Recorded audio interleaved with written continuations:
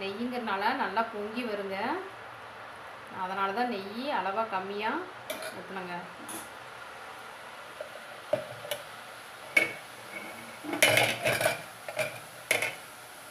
பாருங்கள், சூப்பராக பூந்தி பொரிஞ்சு வந்துருச்சுங்க. நம்ம இது கொஞ்சம் நொசுக்குன்னு இருக்கிற பக்குவத்திலேயே நம்ம எடுத்துருங்க. பச்சை மாவு மட்டும் இல்லாமல் நல்லா வெந்து இருக்கிற அளவுலேயே எடுத்துருங்க. மொறுமொறுன்னு ஆச்சுன்னா லட்டுக்கு நல்லா இருக்காதுங்க. இப்போ எடுத்துக்கலாங்க நம்ம.